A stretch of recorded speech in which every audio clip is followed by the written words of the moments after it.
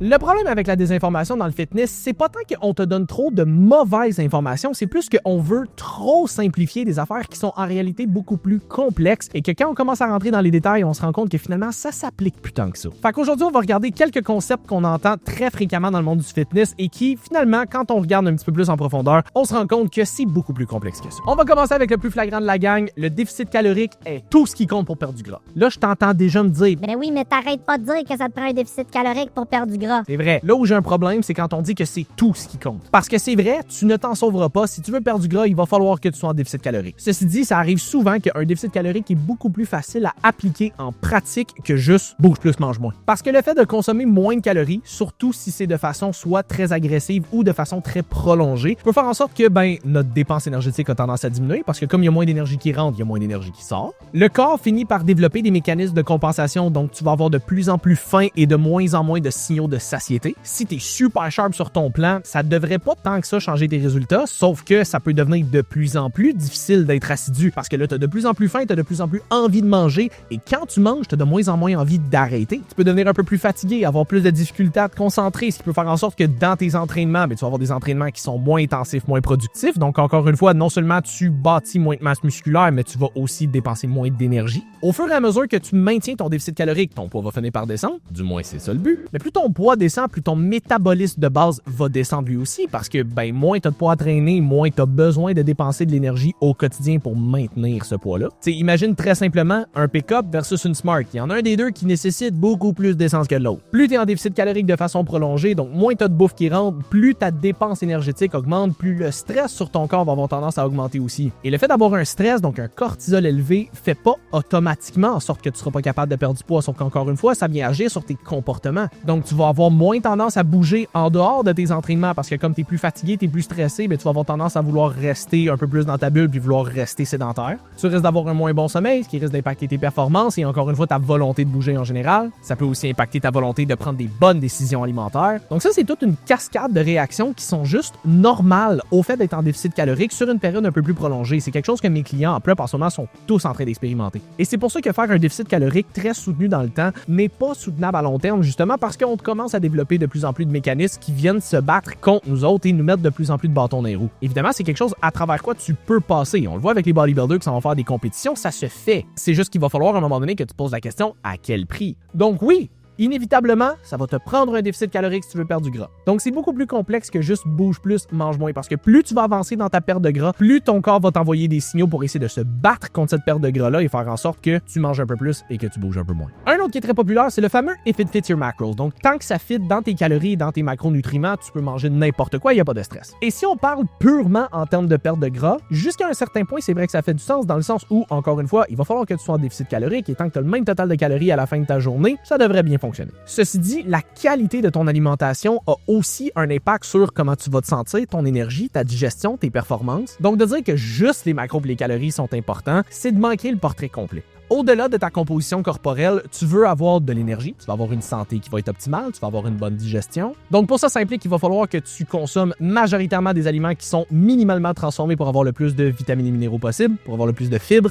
C'est ce qui va faire en sorte que tu risques d'avoir une meilleure digestion puis que tu risques de pas aller à la selle juste 1 à 2 fois par semaine, parce que non, c'est pas normal. Et c'est ce qui va faire en sorte que tu vas être capable de maintenir un niveau de concentration qui va être beaucoup plus stable à travers ta journée. Donc oui, les calories et les macros sont super importants, surtout dans un contexte de recomposition corporelle. Ceci dit, la qualité de ton alimentation va quand même avoir un super bon impact sur ton énergie, ta digestion, tes performances, mais aussi ton appétit, parce qu'encore une fois, des aliments qui sont minimalement transformés risquent de pouvoir se faire manger en plus grand volume et donc risquent d'aider quand tu vas avoir plus faim.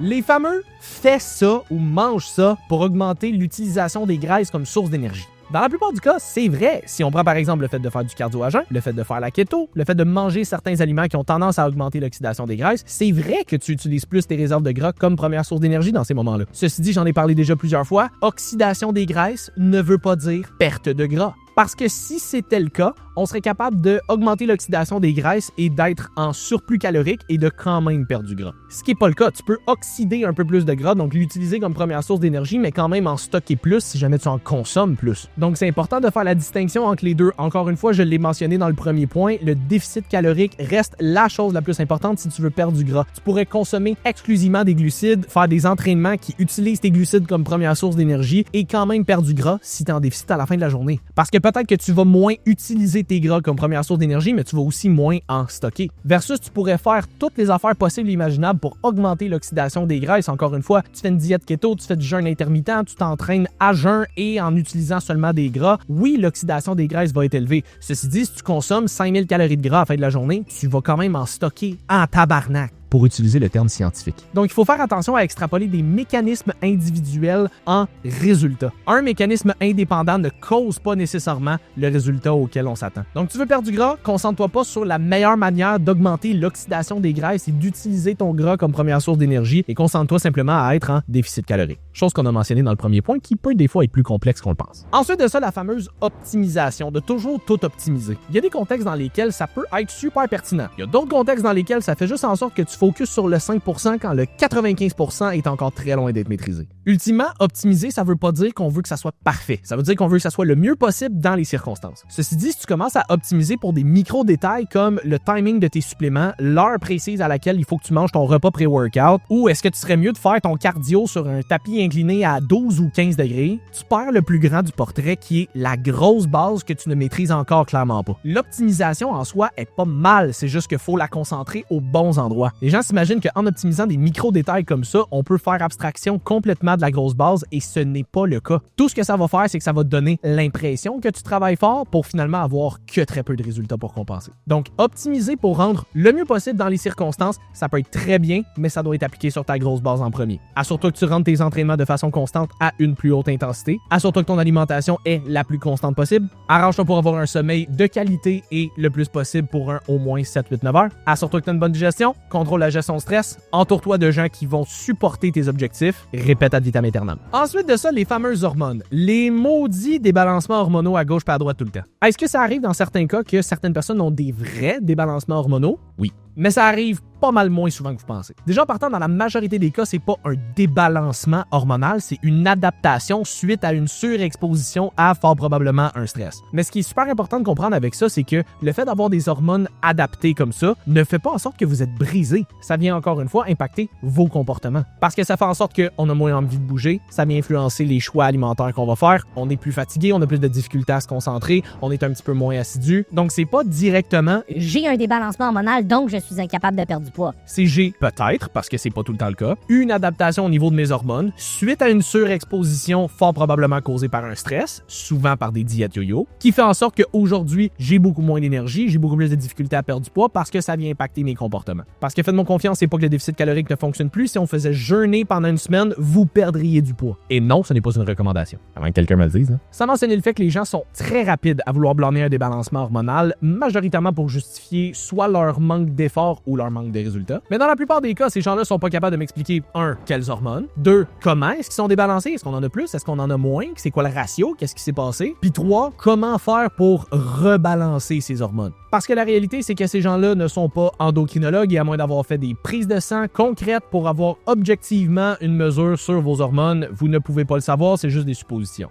Encore une fois, je ne dis pas que c'est pas possible, il y a beaucoup de gens à qui c'est vrai que ça arrive. Par contre, beaucoup trop de gens ont tendance à blâmer leur manque de résultats sur un débalancement hormonal qui est en réalité majoritairement juste un manque de discipline et ou un manque d'effort. Et finalement, un autre que j'entends très fréquemment et que j'ai même moi-même dit pendant très longtemps, c'est le fameux « t'as pas besoin d'être motivé, t'as juste besoin d'être discipliné ». Quand t'écoutes ça, en surface, ça fait du sens parce que le feeling de motivation, de se sentir motivé de faire quelque chose, ça part et ça vient et t'auras jamais de contrôle là-dessus. Donc ultimement, il va falloir que tu trouves une façon d'être discipliné même quand ça te tente pas de le faire si tu veux avoir des résultats à long terme. Tout ça, c'est vrai. Ce qu'on mentionne pas en arrière de ça, par contre, c'est que pour être discipliné, ça te prend une source de motivation en arrière. Parce que être discipliné à faire quelque chose que t'as aucune motivation à faire, ça n'arrivera pas. Demande aux gens qui s'en vont faire une compétition de bodybuilding, ils ne ressentent pas le sentiment de motivation à tous les jours d'aller faire leur workout, de faire leur cardio, de faire leur meal prep. Par contre, ils ont une source de motivation qui leur tient à cœur de faire la compétition. Donc, ils n'expérimentent peut-être pas le sentiment de motivation à tous les jours,